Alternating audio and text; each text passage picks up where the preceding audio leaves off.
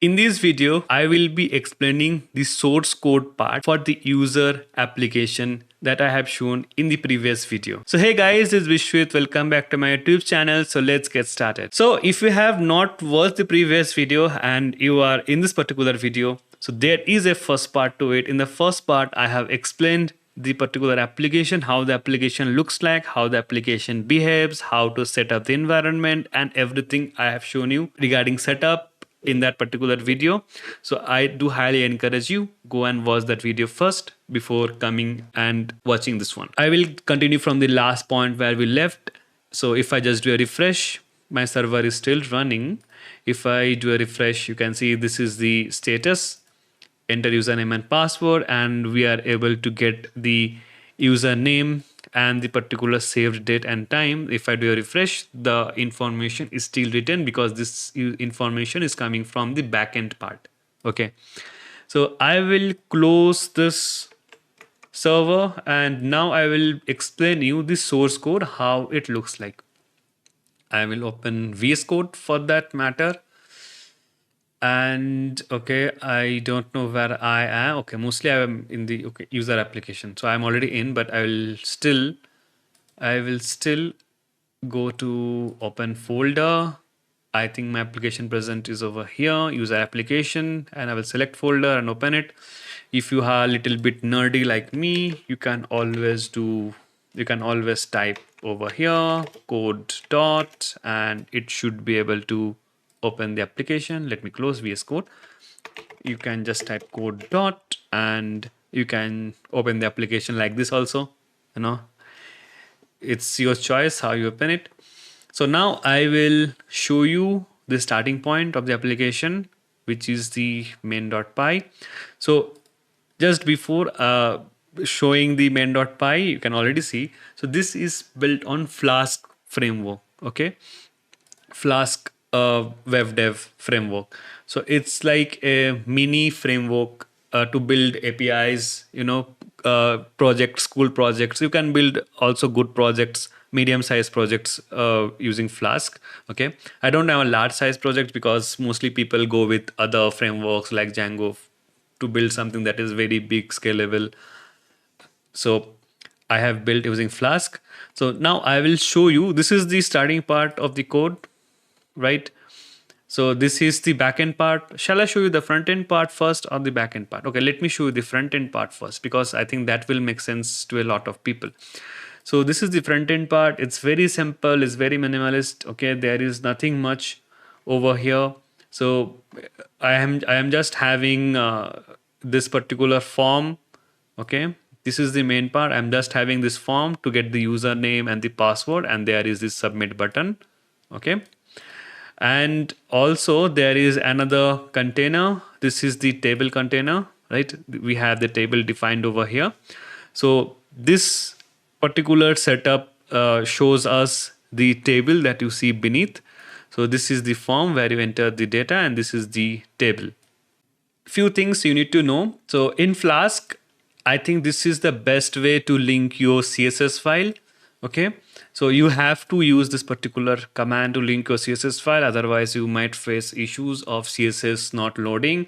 And also, I have this particular syntax for loading my JavaScript file because this is the syntax you should be using. Otherwise, your server might not be able to render this particular URL, and it might not point correctly to your script.javascript file. Okay, .js file.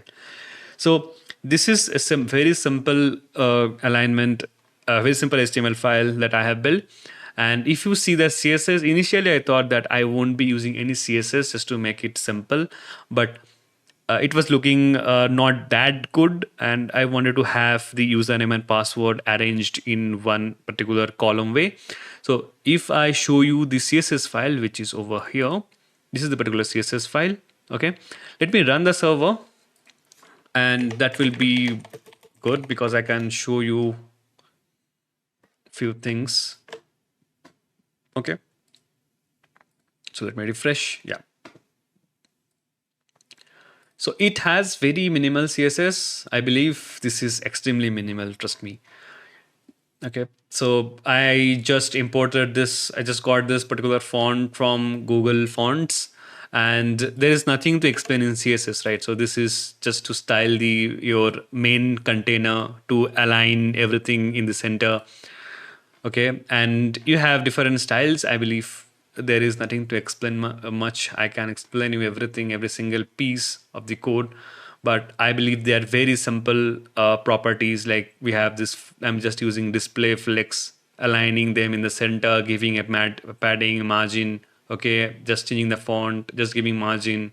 You see border collapse, just very readable. So I believe this is very simple, and what I should be sharing with you mostly is the script. So this is the script. So I'm selecting all the required selectors that are needed. So this is for the username, selecting the particular username, selecting the particular password. This is the this is for selecting the particular submit button. This is to show the status, and this is for the table part. Okay, and I have this four event listeners. So event listeners, if you don't know, they are just used to add, I should say, behavior to your elements, or I should say we have this events present in JavaScript. So we have this click event, focus event. Okay, so this particular event listeners will, like, when we click, okay, when we perform click, it will call submit function. When we focus, it will clear the status. So we have this particular event listeners. I believe if you are a JavaScript guy, you will know this. If you are not, I should say you can just go ahead and learn more about event listeners. So I have not used any fancy arrow functions or any syntax like that. I am just gone with simple functions. So the first thing that I should show you in functions is, like, we have this function called as set status. So this function is, as per the name goes on, it just sets the status of how the application is doing. So if you are able to save the username and password, it will show that it was able to save the username and password. So as you can see, it's showing enter username and password. So this kind of messages is handled by the set status. Okay, and we have something called as clear status. So it's like when you are not clicking on anything, right? When you are not clicking on anything, like for example, now I did not click on anything, so it is by default showing enter username and password. If I click on anything, okay, so if I just press submit, now you can say no username provided, right? So this messages are handled by my custom messages are handled by this particular set status. And when I want to provide a default message, okay, like enter username and password, so this is handled by the clear status. So it does not clear the status, it just gives the status of enter username and password. That means the user is not being doing anything, like he is just viewing the web page. Okay, so this is the clear status. So if I just do a refresh, it just shows enter username and password. Okay, and you can say what's the point of having this, because it's a single string. But yeah, I just thought maybe this looks a little bit better to manage. I can always have it like this, right? Anyways, so this is the function to fetch the URL. So I thought maybe it's better to have a different function for the fetch functionality. Okay, so this particular fetch function, it just calls a particular URL and it sends a particular request. Okay, and that's all this function does, and it just returns the particular response. So this is a promise, by the way, which is being returned. And if I go down, okay, so this is the submit function. Submit function means this is handled by submit submit button. So once you click the submit button, this function is being invoked. Okay, this particular function is being invoked. You can see the particular event. The event is click over here. When you're writing forms, so forms have something called as when you submit forms, it just refreshes the web page, right?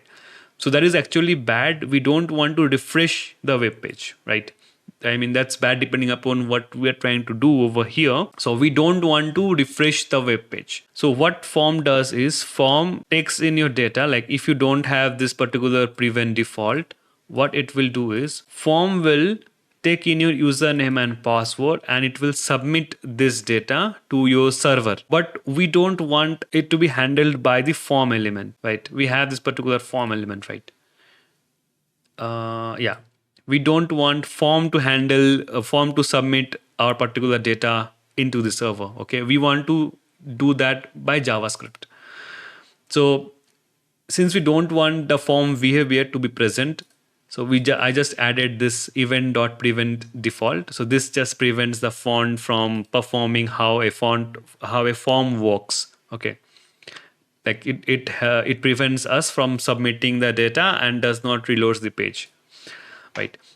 So now I'm getting the username and the password value. Here I'm checking if the username is not present, it sets the status as no username provided. If the password is not present, so it provides a status as password not provided. That's it. That's what the set status does, which I showed you before. Okay. And that's it. And if everything is provided in the else part, what I am doing is I am just creating a request payload. Okay. Why it is LOND, it should be LOAD, and I'll fix this typos. So it's just creating a payload which we will be sending to our backend, and it is changing that particular payload. So this is a JSON object, right? So it is just converting this whole JSON object into a string object. This JSON just stringify, and it is just storing it in request payload in strings. Okay, I should have provided a const over here. Okay, I will do that. I will make this particular change. So if you don't know about const, it is just constant. It will create a constant request object. Okay, and by default, if I don't provide anything, it is just var. So you can see this is the method as post, and this is the request header, and this is the particular body. Our body contains the particular data that we are sharing. So this is the URL present. Now fetch from URL, we are just passing the particular URL that is present. Okay, so I'll show you the API endpoint in Python. Okay, so if I go to your main.py, okay, so you can see the submit user data. When JavaScript hits this particular URL, it comes over here, submit user data, right? Submit user data. Yep, submit user data. Method is post.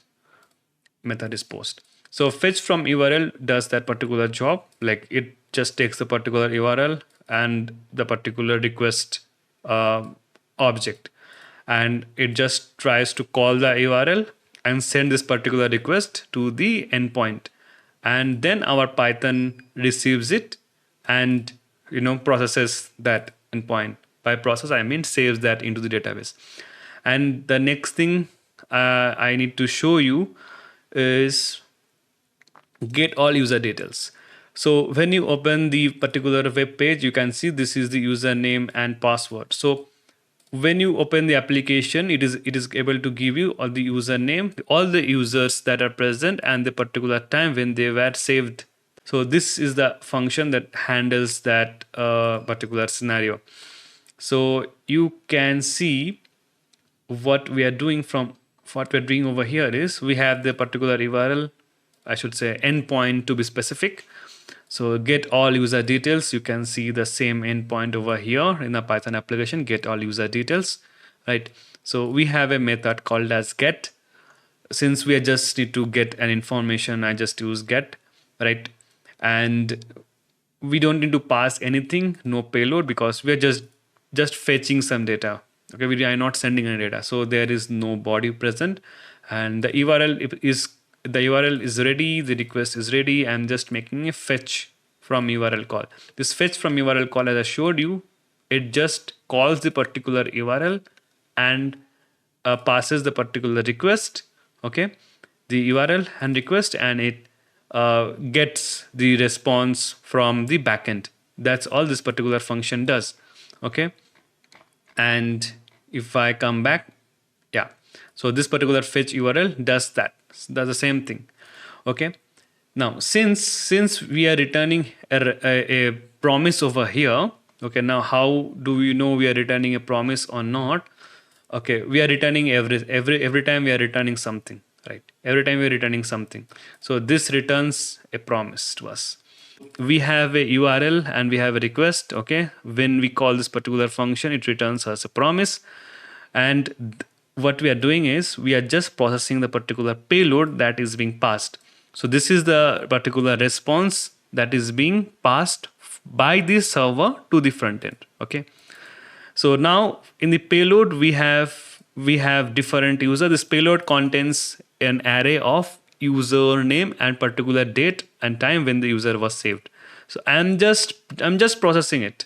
I'm just creating a table row, username element, a date element. Okay, I'm just setting the username and the date time, and I am just creating the elements and just appending them so that they align with this particular structure. That's it. That's all I am doing in this particular front end part. So I have explained you index.html. Okay, it's pretty simple. I have explained you the CSS file. It's very minimalist, as you can see from the user interface. So this two files I have explained you. Okay, I have also explained you script.js. So it's three files I have explained you regarding the front end. And since this video is going a little bit longer, so what I will do is I will also explain you the backend part in a next video. So if you like this video, do press that like button, and I will see you in that awesome upcoming programming video.